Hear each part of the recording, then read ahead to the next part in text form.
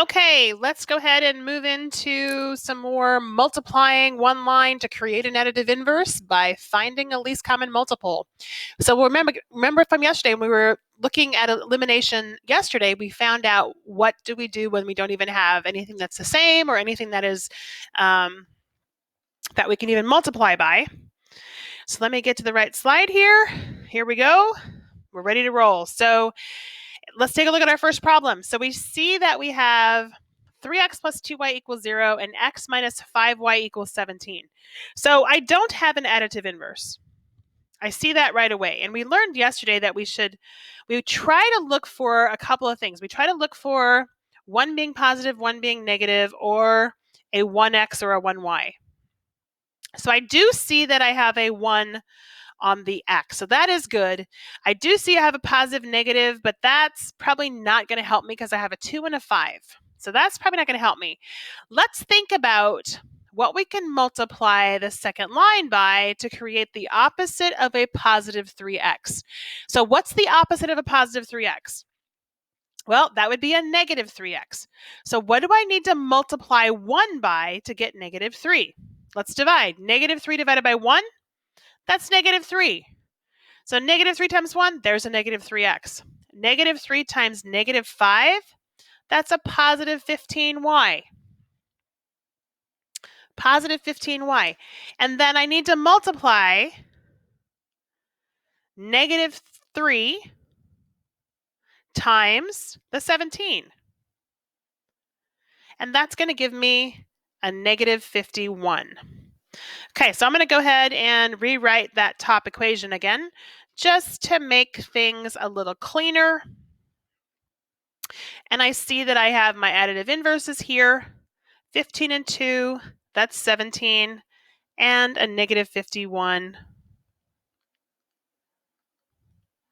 Negative 51, not a y. And I'm dividing by 17. And that's going to give me y is negative 3. So I have my first value. I have a negative 3. So now I think I'm going to go back up and use this top one. 3x plus 2.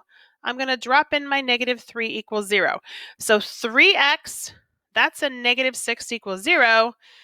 The x has to be by on its own, so I got to move this 6. So the opposite of negative 6 is positive 6. 3x equals 6. And dividing by 3, I get x equals 2. So I have my solution, 2, negative 3. 2, negative 3. Okay, let's do a couple more. Okay, so I see I have a 1 again, which is good. So I know that I'm going to have to multiply that bottom line by something to create the opposite. So let's look at what we got. We have a negative 4x here. So I need a positive 4x. So what am I going to multiply by? Yeah, positive 4. 4 times 1 is 4. 4 times negative 3, that's negative 12. And 4 times negative 6, that's a negative 24. Again, I'm going to rewrite this top equation. And now I'm looking at just these two lines. And we're going to do what we always do. Cross out our additive inverses and add down. Negative 12 plus 9 is negative 3. And negative 24 plus 9 is a negative 15. Divide by negative 3. Y is going to be 5. And I think I'll use the top one. I'm going to put in a positive 5 in there. So negative 4x plus 45 equals 9. Subtracting my 45, I get negative 4x equals negative 36. Divide by negative 4, x is equal to 9. So my solution is 9, 5. Okay, I want you to hit pause. And I marked where there's the 1. I want you to figure out what you're going to have to multiply that top line by to get the opposite of a negative 7y. And if you can keep going, I will catch up with you. Okay, I see a negative 7y, so the opposite is going to be a positive 7y. So times a positive 7. 7 times 5 is 35. 7 times 1 is 7. And 7 times 9 is 63. So this time I don't necessarily need to rewrite anything because it was the top line. I'm going to cross out and add down. 10 plus 35 is 45. 63, negative 18 is 63. That's 45. Divide by 45, and I get x equals 1. And I'm going to go ahead and use my top one again. 5 times 1 plus y equals 9. That's 5. And minus my 5.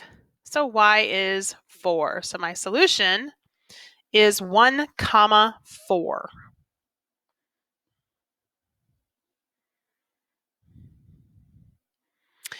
Okay, let's take a look at these. So now all of a sudden I don't have a 1. But I do see that I have multiple numbers, and I do see that I have some multiples of each other. So let's think about our numbers. Can we make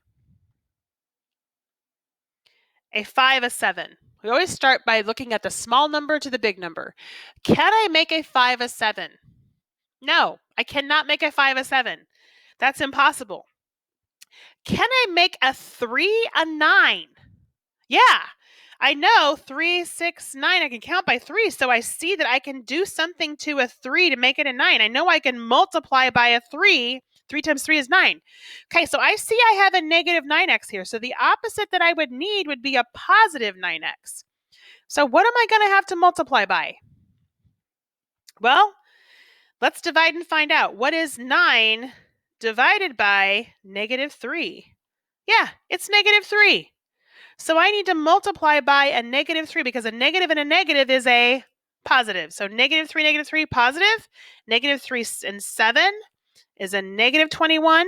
And a negative 3 times negative 16 is going to be a positive 48. Okay, so now I have my additive inverses, and I can keep going. So hit pause, finish this problem up. Okay, let's see how you did. Negative 21y, positive 5y, that's a negative 16y.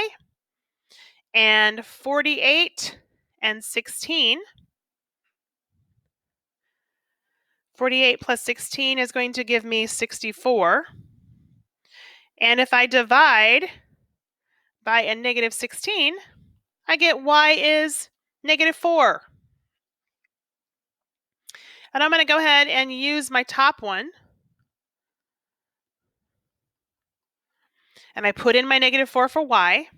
So negative 3x, that's a negative 28, and a negative 16. So who has to move first? Well, the 28 needs to move, and I need to add. So negative 3x is going to equal 12. Divide by the negative 3, I get x equals a negative 4, because positive divided by negative. So my solutions are negative 4, negative 4. Okay, let's look at the next one. Can I make a 6 and 8? No, can't do that. Remember, you're looking at small number to big number. Can I make a 7 a 14? Yeah, 7, 14. That's times 2. I can make 7 a 14. Okay, so another way that I can check that is I can take 14 divided by 7. That's going to give me 2. If I take 8 divided by 6, that's going to give me 1 point something. That one does not work. Okay, does not work. So I know I need to multiply this one. So if that's a positive 14y, I need a negative 14y. So what is a negative 14 divided by negative 7? Yeah, that's just a 2. 2 times negative 6, that's negative 12. 2 times negative 7, there's my negative 14, and I have a negative 20. And let's go ahead and rewrite that top equation again. So 8x, my 14y, and my 4. Here are my additive inverses. And let's add down. Negative 12 plus 8, that's a negative 4, and a negative 16. Divide by negative 4, I get x equals positive 4. And I'm going to go ahead and substitute in to my top one. So 8 times 4 is 32.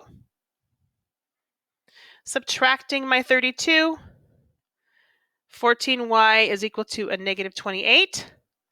Divide by 14, y is negative 2. So my solution is 4, negative 2.